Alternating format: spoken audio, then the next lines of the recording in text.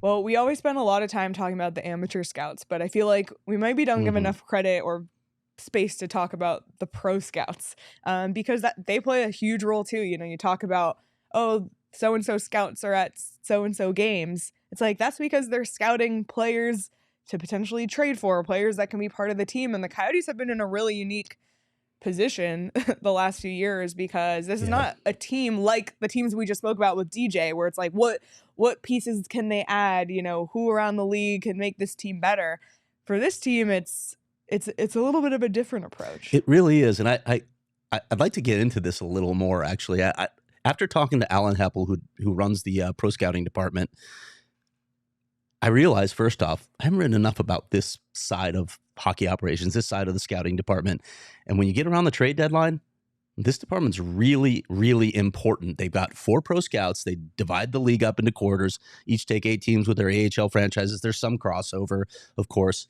And these guys get to know these other NHL franchises and AHL franchises like the back of their hand. They know what these players are capable of doing. They know how they fit in certain situations.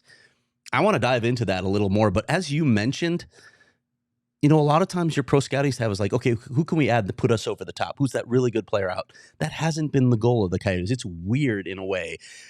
We're looking for a guy who's a good veteran in the room, who doesn't cost us much, who we might be able to flip at the deadline because maybe he's been down on his luck a little bit. It's a bizarre situation. Yeah. Like you really have to get granular with your scouting to find those pieces rather than, oh yeah, there's a really good player that might be available. We'll go after him.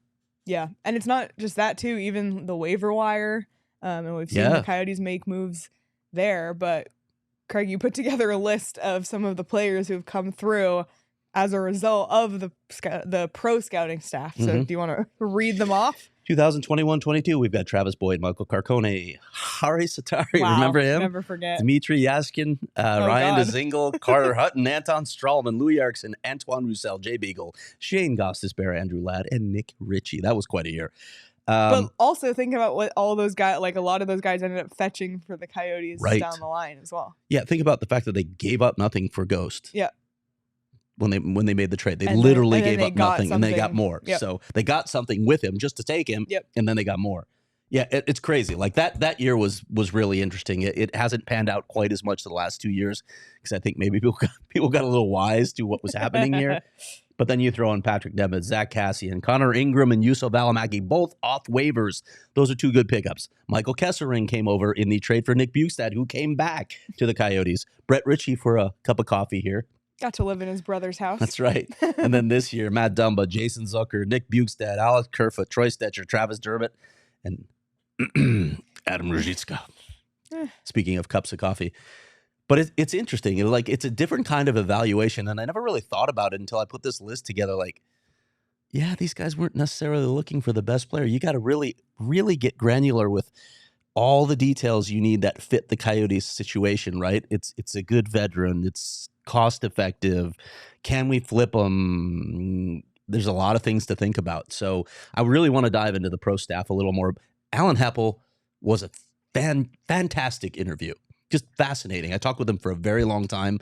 I want to talk with him more. I want to do something on this staff. I don't think a lot of people, including me, realize what his background is. Yeah. Right? He was the director of amateur scouting for the Colorado Avalanche for a very long time, and he drafted such players as Gabe Landeskog, Nathan McKinnon. Heard of them? Mikko Rantanen, Cale Makar. Yeah, maybe you've heard of these guys.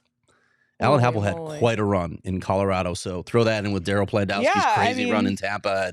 And it was interesting talking to Alan because he'd been on the amateur side. When Bill Armstrong came to him, he said, hey, I'm thinking that you might be a good fit because you have a good book on all these guys who are either just about to move in or have moved into the NHL. And Hepple saw that he's thought about it for a little bit, and he was just like, okay, I'm in. It's interesting. It's entirely different than what he did before, but he's such a resource still. And you can imagine the connections that a guy like that has all over the hockey world because of how long he's been in it.